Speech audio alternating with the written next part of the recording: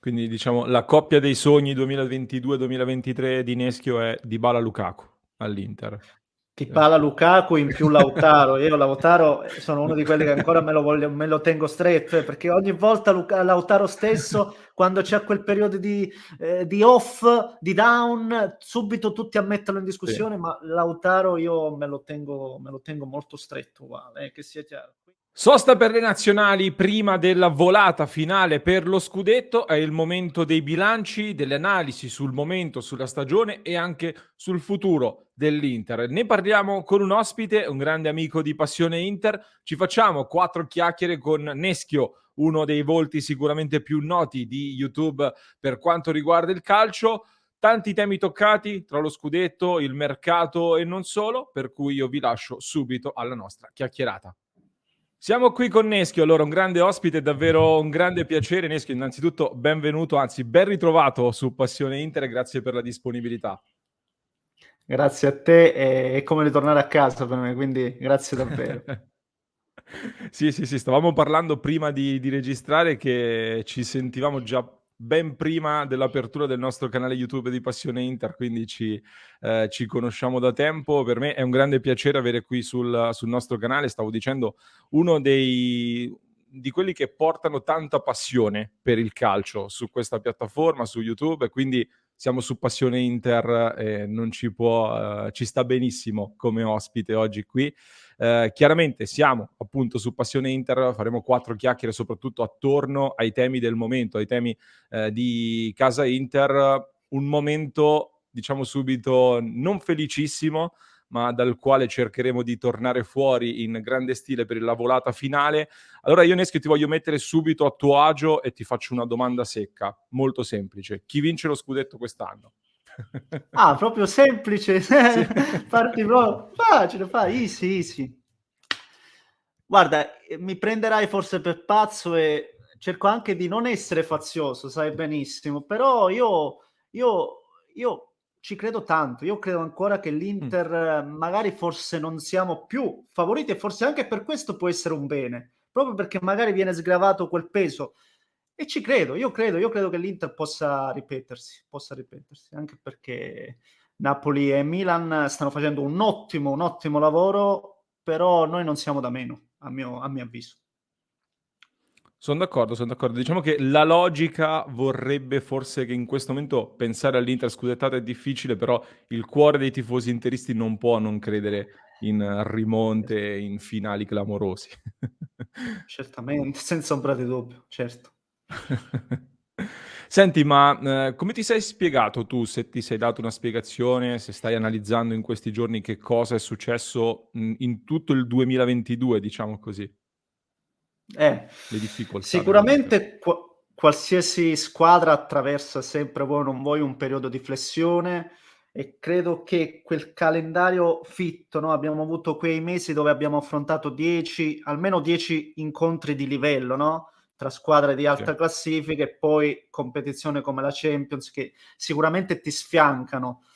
Aggiungici quella sconfitta che ancora oggi mi fa malissimo, quella nel derby, dove praticamente, per 60, 70 minuti, avevi fatto il miglior forse calcio della stagione per quello che abbiamo visto. Poi, le partite durano 90 minuti e forse quella è stata aperto, diciamo, una crepa, ma da lì si poteva e si doveva comunque fare meglio.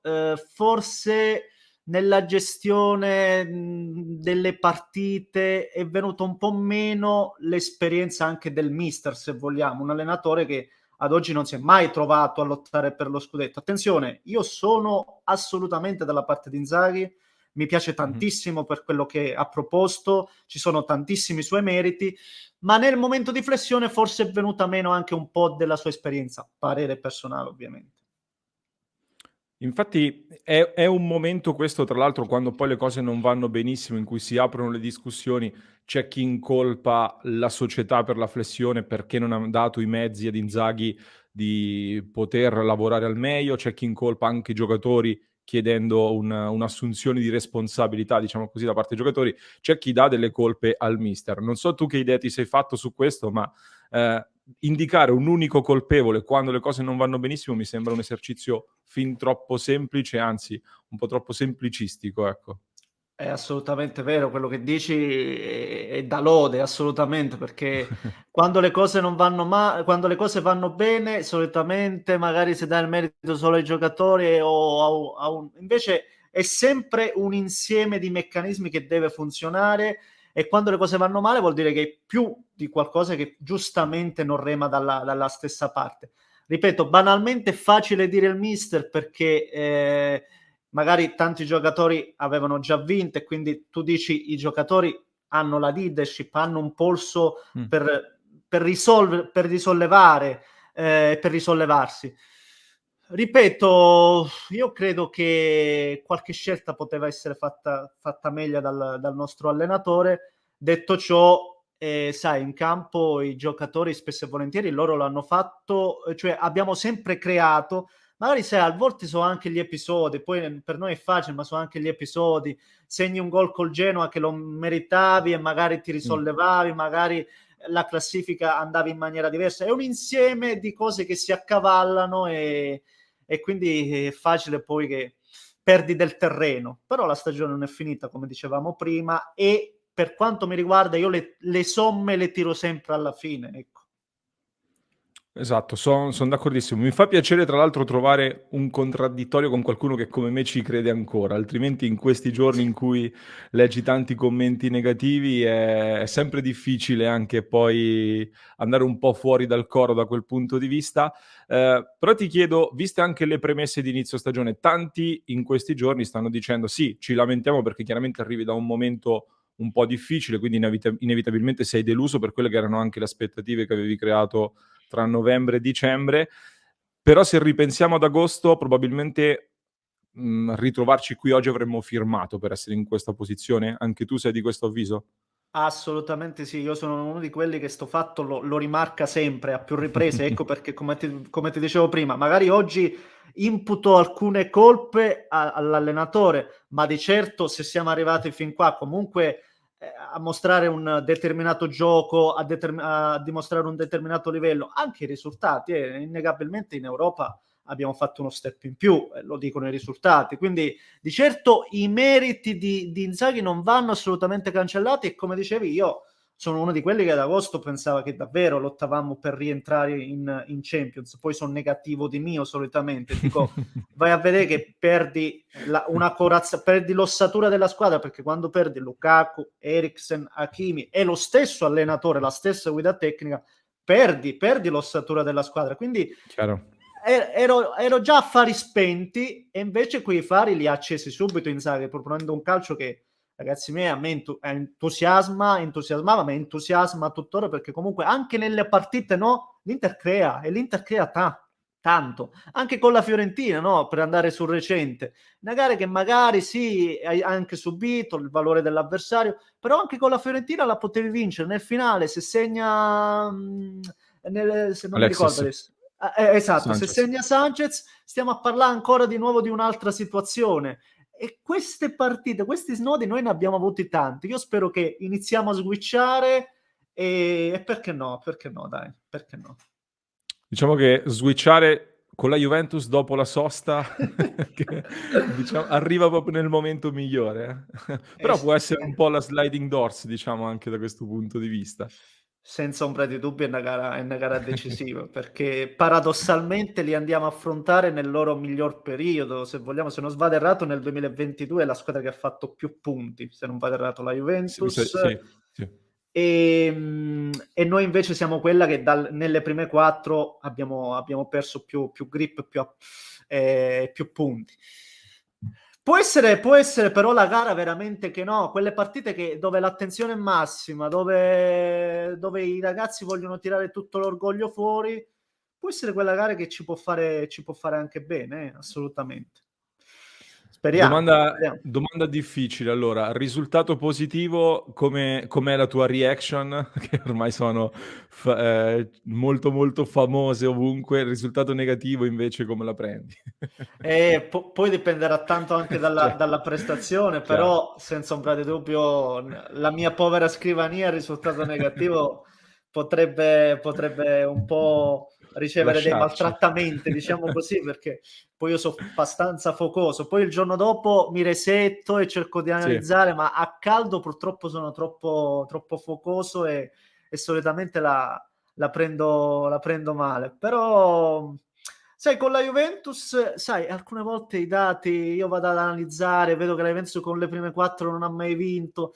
Il fortino all'Allianz una volta era abbastanza difficile da arginare, quest'anno abbiamo visto che anche il Villarreal o qualsiasi squadra può riuscirci, quindi non la vedo di certo come in tanti la vogliono far passare come una gara impossibile per noi. Anzi, se vediamo la miglior interstagionale, di certo può dimostrare il proprio valore. E oggi sono all'insegna della positività e oggi io ci credo fortemente. Ci sta, son d'accordo. Vado verso la chiusura. Hai citato Inzaghi perché anche lui chiaramente, diciamo, è stato messo in discussione, addirittura vabbè dopo c'è sui social sempre un po' di estremismo aggiuntivo, eccetera, però molti sottolineano sta commettendo probabilmente degli errori che si erano già visti alla Lazio, quindi qualcuno dice non ha fatto lo step di crescita arrivando all'Inter. Ti chiedo se sei d'accordo o se invece secondo te ancora oggi è la scelta giusta per poter impostare un progetto, cioè Inzaghi è un allenatore giusto per poter pensare di aprire un ciclo, dovesse vincere o anche non dovesse vincere lo scudetto? Bella domanda, bel quesito. Come dici tu, quando parli di progetto, io credo che sia l'allenatore giusto, perché raccoglie le basi importanti di Conte e lui a queste basi ha anche aggiunto qualcosa, se andiamo a vedere nella proposta. L'Inter, ricordiamoci, poi a me piacciono anche le statistiche, è quintultima per dribbling effettuati, quindi se l'Inter crea e segna tanto e siamo il miglior attacco è perché c'è un gioco che riesce, cioè i gol e la produzione viene dal gioco che appunto l'Inter fa, gioco che grazie a Inzaghi viene sviluppato. Poi però, come dicevano e come dicono in tanti, e lì anche mi trovano d'accordo, ci sono dei limiti di Inzaghi che già si vedevano alla Lazio, quando lì era chiamata a gestire 13-14 giocatori e ti potevi permettere anche alcuni errori, anche alcune situazioni. All'Inter invece secondo me la rosa va gestita anche diversamente. Prendo l'esempio di Brozovic, quando manca Brozovic non è possibile che ancora tutt'oggi noi facciamo acqua da tutte le parti. Se non hai un vice Brozovic magari puoi anche provare a cambiare qualcosa, perché comunque di giocatori importanti la rosa dell'Inter ne ha, prendi lo stesso Sanchez, da noi parte quasi sempre in panchino, o l'investimento Correa 35 milioni, puoi provare a cambiare qualcosina, magari trequartista, ma non sto qui per dare suggerimenti tattici, Sì. però puoi provare qualcosina. E quel qualcosina ancora non l'ha mai provato Inzaghi, ecco, io vorrei che usasse di più. Magari nel breve periodo non è l'allenatore giusto per farti vincere qualcosa, ma se parli di progetto e specialmente i club italiani devono parlare di progetto, io credo che Inzaghi sia l'allenatore giusto, perché come dicevamo prima, appunto, noi ad agosto avremmo forse firmato anche per arrivare nelle prime quattro posizioni e quindi perché no? Io un altro anno, anche nel caso non si vinca lo scudetto, un altro anno glielo do tranquillamente ad Inzaghi, senza ombra di dubbio. Mi piace, mi piace, mi piace. Se ti dico Dybala, il nome caldissimo del momento, lo prendi o no? Io ho un feticcio per Dybala, diciamo così, lo prendo proprio per i dati che citavo prima, proprio per il fatto che l'Inter non ha molti uomini che saltano l'uomo, che creano superiorità, o anche il tiro da fuori, no? Il classica partita che deve risolvere con un tiro da fuori. Dybala ha tutto ciò, Dybala ha fantasia, ha estro, poi io, come tutti noi tifosi, viviamo anche per il giocatore che ha classe, che ha qualità, quindi la giocata, poi è normale che deve essere una giocata affine a un qualcosa di concreto, senza ombra di dubbio. Lo so che dal punto di vista del rendimento fisico, specialmente nelle ultime stagioni, lascia a desiderare, però è uno di quei giocatori per cui io impazzisco ed è una vita che lo seguo, una vita che mi piace. E se lo stesso Marotta, ma qui ne saprai più tu di me, se lo stesso Marotta è così interessato, comunque lo ha portato lui alla Juventus, lo continua a seguire, poi magari non si riesce a fare niente, certamente, sicuramente sarà così, però io con Marotta sono sempre d'accordo, quindi qualsiasi sua scelta mi andrà bene. Qualcosina il nostro Marotta ha dimostrato di meritare credito, ecco, anche Eh, nelle sue decisioni. E allora Marotta in queste settimane, e soprattutto negli ultimi giorni, sta parlando, comunque si vocifera molto, sai, di Lukaku, e Marotta dice che è praticamente impossibile, o comunque ovviamente sappiamo che è un affare difficilissimo, ma anche qui ti chiedo, lo riprenderesti oppure no? Perché in tanti tifosi, ti dico, su Passione Inter la ferita è ancora molto molto aperta. Immagino anche nella tua community avrai visto commenti Sì, discordanti. sì, senza ombra di dubbio è così e ci sta, perché la passione del tifoso alcune volte si sente minata, come posso dire, e ci sta, senza ombra di Sì. dubbio. Io sono uno di quelli che raramente porta rancore, anzi, specialmente nel calcio mai, assolutamente, è un sentimento che non mi appartiene, e se il ragazzo già il fatto di voler ritornare mi sembra quasi un'ammissione di colpa. Se viene a darci una mano, io lo prenderei uno come Lukaku senza ombra di dubbio, perché poi è uno di quelli che comunque ci ha dato tanto, anche nell'andare via ha portato, non è come tanti altri giocatori ad oggi che vediamo a zero, ha fatto monetizzare tantissimo l'Inter, quindi non è di certo un giocatore che ha fatto il male dell'Inter, non l'ha fatto mai il male dell'Inter, se vogliamo. Certamente alcune situazioni poteva gestirle meglio, senza ombra di dubbio, che sia chiaro, però lo riprenderei. Uno come Lukaku lo riprenderei, anche se mi sembra abbastanza difficile, ecco. Quindi diciamo la coppia dei sogni 2022-2023 di Neschio è Dybala-Lukaku all'Inter. Dybala, Lukaku in più Lautaro. Io Lautaro sono uno di quelli che ancora me lo tengo stretto, perché ogni volta Lautaro stesso, quando c'è quel periodo di off, di down, subito tutti a metterlo in Sì. discussione, ma Lautaro io me lo tengo molto stretto, uguale, che sia chiaro. Quei tre, cioè avere quei tre sarebbe fantastico. Dybala, Lautaro, Lukaku, mamma mia, apriti cielo. Via. Allora ti faccio 2 domande flash, così chiudiamo con 2 domande secche. Sì. Hai parlato di Lukaku, di Lautaro, scusami, ti chiedo se è lui oppure se c'è un altro giocatore di questa rosa che tu non vendi per nessuna cifra, visto che si parla tanto che l'Inter potrebbe dover fare ulteriori sacrifici la prossima estate. È Lautaro oppure c'è un altro giocatore che dici non si vende, nessuna cifra? Barella. Barella, perché Mh, so che comunque a PIL leggevo, poi sai di notizie ne arrivano a bizzeffa, ed è normale quando il giocatore è forte, è richiesto, e forse si parlava di Real Madrid o altro. Barella no, perché l'ossatura lì in mezzo al campo, uno come Barella, giovane, forte, già d'esperienza, qualità, quantità, e non puoi privarti di un giocatore come Barella. Però in realtà ce ne stanno tanti, perché lo stesso Skriniar o Brozovic, se vogliamo. Ecco, Skriniar, Barella, Brozovic, Lautaro sono i 4 che proprio non mi devono toccare. Ecco, se proprio vogliamo tirare una l'asse portante della nuova Inter. esatta, sono quei 4 che io proprio non venderei, né E adesso al né mai. Allora tra questi 4 ti chiedo l'ultima domanda, individuami qual è secondo te il miglior erede di Handanovic per la fascia di capitano, visto che anche qui c'è molta discussione in atto.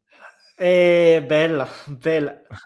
Io faccio anche un discorso di tempisti, no, come si dice, nel fatto di quanto tempo sia stato in una squadra, e se non vado Mh-mh. errato, Skriniar ha più presenze di Barella, perché Skriniar Sì, c'era da prima, e quindi la darei a Milan Skriniar, se devo essere sincero. Lo so che siamo in Italia, magari l'italiano fa, però Skriniar rincarna anche l'interismo. Skriniar, proprio lo vedo proprio adatto Milan Skriniar, ti dico la verità, sì, sì. sì, sì. È Sta la cosa. facendo tutti i passi secondo me per proprio è già nei cuori dei tifosi, ma sta facendo tutti i passi corretti per starci sempre di più, anche secondo me. Sì, sì, sì, sì, sì. Io dico lui. Va benissimo. Neschio, è stato davvero un piacere. Io ti ringrazio per il tuo tempo e per queste 4 chiacchiere sul calcio, sull'Inter. Con te è sempre un piacere davvero. Piacere mio, veramente una bella chiacchierata, e un grande abbraccio. Grazie davvero, Lore.